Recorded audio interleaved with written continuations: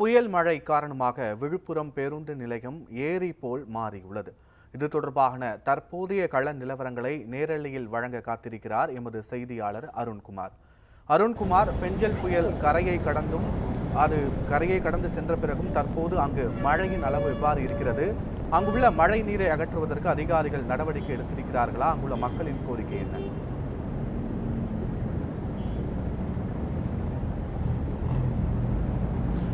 நிச்சயமாக பெஞ்சல் புயல் கரையை கடந்திருந்தாலும் விழுப்புரம் மாவட்டத்தை விட்டு வைக்கவில்லை. 46 சென்டிமீட்டர் அளவிலான மழையானது பெய்தது. இதன் காரணமாக விழுப்புரம் மாவட்டமே வெள்ளக்காடாக காட்சியளிக்கிறது.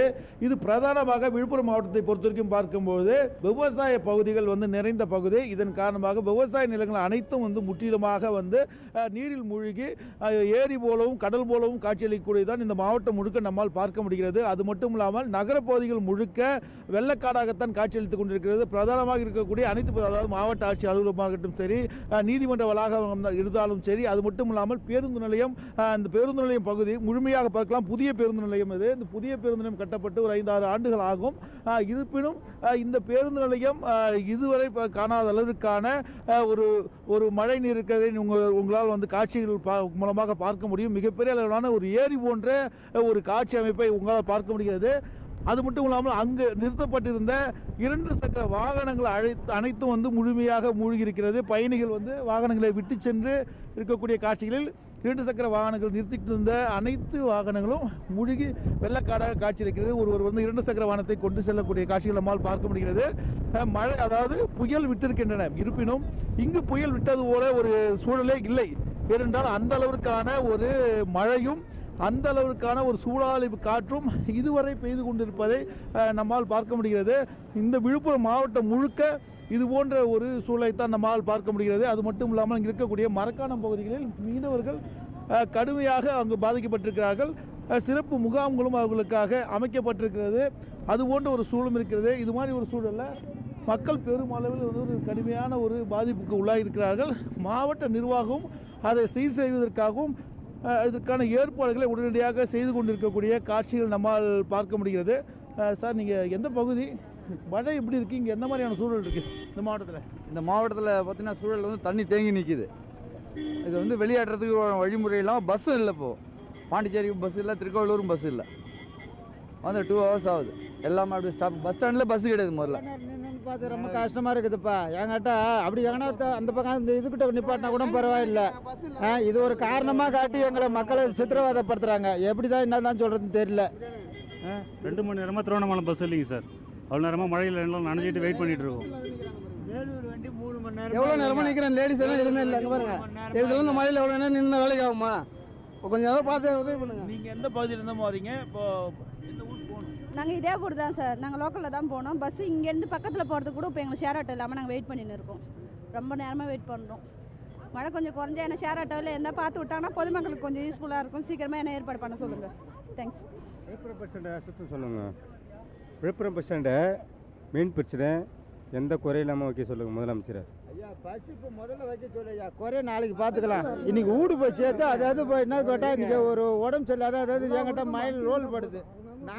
உங்கள் பகுதியெல்லாம் எப்படி பேருந்துகள் இருக்கா? இப்போ நீங்கள் எந்த பகுதிப்பா? சென்னையிலேருந்து வந்துட்டுருக்கேன். 1 ஹவராக நின்றுட்டுருக்கேன். பஸ்ஸும் இல்லை, எதுவுமே இல்லை. மழையில் வீட்டுக்கும் போக முடியல.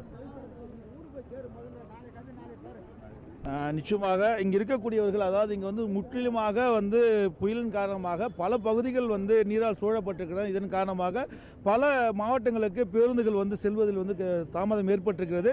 இது இங்கே மட்டுமல்ல, பல பகுதிகளிலும் இது போன்ற ஒரு சூழல் தான் இருக்கிறது. ஏனென்றால் முழுமையாக சாலைகளில் பல இடங்களில் சாலைகள் தேங்கி நிற்கக்கூடிய நீரின் காரணமாக பேருந்துகள் காலதாமதமாக செல்லக்கூடிய ஒரு சூழலும் இருக்கிறது. இது போன்ற ஒரு சூழலில் துணை முதல்வர் அவர்களும் தற்போது விழுப்புரம் மாவட்டத்தில் அவர் கள ஆய்வு செய்யக்கூடிய காட்சிகள் நம்மால் பார்க்கலாம். முழுமையாக அந்த காட்சிகளை பார்க்கலாம். துணை முதல்வர் அவர்கள் தற்போது இங்கே இருக்கக்கூடிய பகுதிகள், இருக்கக்கூடிய வெள்ள நீர் சூழப்பட்ட பகுதிகளை ஆய்வு செய்வதற்காக வாகனங்கள் வரக்கூடிய காட்சிகளும் நம்மால் பார்க்க முடிகிறது. விழுப்புரம் மாவட்டத்தை பொறுத்துக்கும் அதாவது கடுமையான மழை, அதாவது வரலாற்று இல்லாத அளவிற்கு ஒரு கடுமையான மழையானது பெய்திருக்கிறது. அந்த மழையின் காரணமாகத்தான் முழுமையாக இது போன்ற அளவிற்கான நீரானது தேங்கியிருக்கிறது. இல்லை என்றால் இந்த அளவிற்கு தண்ணீர் தேங்குவதற்கான வாய்ப்பு இல்லை என மாவட்டத்தைச் சேர்ந்த அதிகாரிகள் நம்முடன் தகவல் தெரிவித்திருக்கிறார்கள்.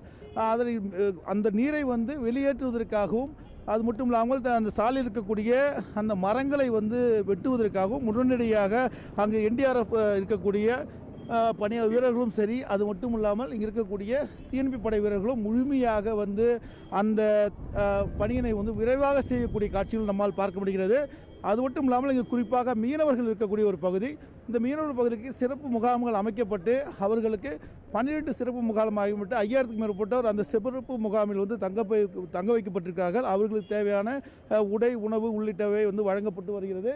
இது போன்ற ஒரு சூழல் தான் விழுப்புரம் மாவட்டத்தில் வந்து இருக்கக்கூடிய காட்சிகள் நம்மால் பார்க்க முடிகிறது. துணை முதல்வர் அவர்களும் தற்போது இங்கே இருக்கக்கூடிய, அதாவது நம்ம பேருந்து நிலையத்தை நேரடி செய்து கொண்டிருக்கிறோம், அந்த பகுதியில் வந்து அவர்கள் வந்து ஆய்வு செய்யக்கூடிய காட்சிகள் நம்மால் வந்து பார்க்க முடிகிறது. சார், இப்போ நீங்கள் எந்த பகுதி சார்? இப்போது இங்கே வந்து வேலூர் போனோம் சார். 3 மணி நேரமாக காத்துன்னு இருக்கோம். வேலூர் போனோம், ஒரு வண்டி கூட இல்லைங்க. 3 மணி நேரமாக காத்துட்டு இருக்கோம் இந்த மழையில். எப்படி மழை எப்படி இருக்குது? மழை இதே மழை தான் சார் இருக்காது. வேலூர் போகிறதுக்கு சுத்தமாக வண்டி 3 மணி நேரமாக வண்டியே இல்லைங்க. நீங்கள் எந்த பகுதி? விழுப்புரம் தான். எப்படி இருக்குது உங்கள் பகுதிகளில் வந்து வீடுகளில் வந்து மழைகள் இருக்கா? எந்த மாதிரி இருக்குது உங்கள் சூழல்? தண்ணிலாம் அதிகமாக தான் பூந்துட்டுருக்கு. அதாவது பார்த்தீங்கன்னா கீழ்பெரும்பாக்கம் மற்ற எல்லா சுற்றுவட்டார எல்லா புறத்துலேயும் தண்ணி வந்துட்டு தான் இருக்குது. எந்த அளவுக்கு இங்கே சிவேஜ் சிஸ்டம் மெயின்டைன் பண்ணுறாங்கன்னு தெரியல. ஸோ வந்துட்டு தான் இருக்குது தண்ணி அதிகமாக இங்கே. ஸோ இப்போ இங்கே வந்து சொல்கிறாங்க சார், ஏற்கனவே இந்த மாதிரி ஒரு மழை வந்து இது வரைக்கும் பெஞ்சதே இல்லை பண்ணுறாங்க. இது நீங்கள் பார்த்துருக்கீங்க உங்களுடைய இதில்? இல்லை சார், மழை இது வரைக்கும் பார்த்ததில்ல சார். இப்போ தான் அதிகமாக மழை பெஞ்சிக்குது. எங்கே பார்த்தாலும் தண்ணி வெள்ளமாக தான் சார் இருக்குது. இது ஓவர் வெள்ளம். நான் 1.5 மணி நேரம் தண்ணி நிற்கிது. இந்த ஏரியா சுற்றுப்பட்டு எல்லா இடத்துலையும் தண்ணி சார். ரயில்வே ஸ்டேஷன் வரைக்கும் தண்ணி தான் நிற்குது. செம்ம தண்ணி. எங்கே தண்ணி? பஸ்ஸு இவ்வளோ பேர் நிற்கிறோம், பஸ்ஸுக்கு வழி இல்லைல்ல. எதனா ஒரு இது பண்ணுறாங்களா? பஸ்ஸுக்கு வழியில் 3 பேர் நிற்கிறோம். எதுனா அதுக்காக நிற்க சொல்ல பார்க்கலாம். இவ்வளோ நிற்க வேலை இல்லைல்ல. இவ்வளோ நேரம் வந்து நிற்கிறது எதுக்கு சொல்லு? பஸ் இருந்தால் நாங்கள் வேணால் போயிட்டே இருப்போம். எதுக்கு நாங்கள் நிற்போம் சொல்லு? ஏதோ பஸ்ஸில் பஸ் ஸ்டாண்டில் இவ்வளோ பஸ் மழை தண்ணி நிற்கிது. நாங்கள் தண்ணியில் இவ்வளோ தண்ணி பாருங்கள். இவ்வளோ தண்ணியில் நீங்கள் எப்படி இது பண்ணுறோம்? என்ன சொல்ல பார்க்கலாம்? நாங்கள் போகணுமா இல்லையா? இப்படியே நின்று தான் நைட் வரைக்கும் இங்கே தான் நின்றுணுமா, இல்லை நாளைக்கு இங்கே வரைக்கும் நின்றுணுமா? இதுக்கு எதனா ஒரு முடிவு எடுத்து வழி தரம் பண்ணினா நல்லாயிருக்கும். நிச்சயமாக, அதாவது இங்கே இருக்கக்கூடியவர்களுடைய பிரதான கோரிக்கை என்னவாக இருக்குது என்று சொல்லும்பொழுது, அவர்களாவது வந்து உடனடியாக வந்து அந்த தண்ணீரை மீட்பதற்கும், அது மட்டும் இல்லாமல் பேருந்துகளை வந்து உடனடியாக கூடுதலான பேருந்துகள் வந்து கொடுக்கக்கூடிய சூழலை வந்து ஏற்படுத்தி தர வேண்டும். அதன் காரணமாகத்தான் எங்களால் வந்து இங்கே இருக்கக்கூடிய உள்ளூருக்கும் சரி வெளி மாவட்டத்திற்கும் செல்ல முடியாமல் நாங்கள் 2-3 மணி நேரமாக இருப்பதாக தெரிவிக்கிறார்கள். ஆனால் இருக்கக்கூடிய சூழல் என்னவாக இருக்கிறது என்றால், பேருந்துகள் எங்கேயும் செல்வதற்கான வாய்ப்பு இல்லாமல் பல இடங்களில் வந்து, அதாவது இங்கே இருக்கக்கூடிய, அதாவது திருச்சி சென்னை தேசிய நெடுஞ்சாலையில் இருக்கக்கூடிய இந்த விக்கிரவாண்டி பகுதியிலேயே மிகப்பெரிய அளவிலான ஒரு தண்ணீரானது, அதை ஏரி உடைக்கப்பட்டு அந்த பகுதி முழுமையாக வந்து தண்ணீரானது மூழ்கி ஒரு பக்கத்தில் மட்டுமே தற்போது அந்த பிரதான தேசிய நெடுஞ்சாலையிலேயே ஒரு பிரதான பகுதியில் மட்டும்தான் வாகனம் அதை செல்லக்கூடிய சூழலும் இருக்கிறது. அதன் காரணமாகத்தான் பல பேருந்துகள் வந்து இங்கே இயக்கப்படாமல் இருப்பதாகத்தான் அதிகாரிகள் வந்து தகவலானது தெரிவிக்கிறார்கள். இந்த மாதிரி ஒரு சூழல் தான் தற்போது அங்கே துணை முதல்வர்களும் தொடர்ந்து வந்து அங்கே ஆய்வுகள் செய்யக்கூடிய காட்சிகள் நம்ம வந்து தொடர்ந்து பார்த்து கொண்டிருக்கக்கூடியதை நம்மால் பார்க்க முடிகிறது.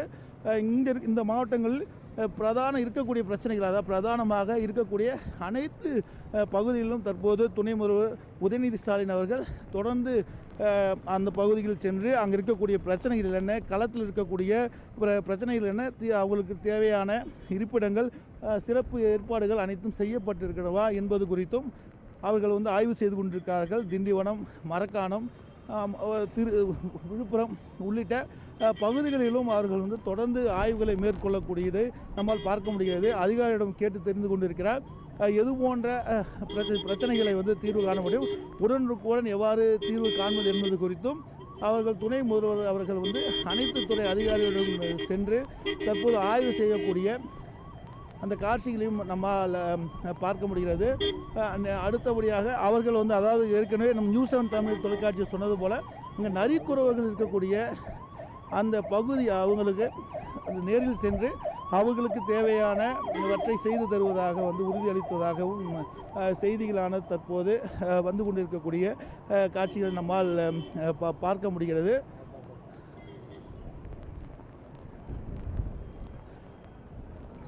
நான் இங்கே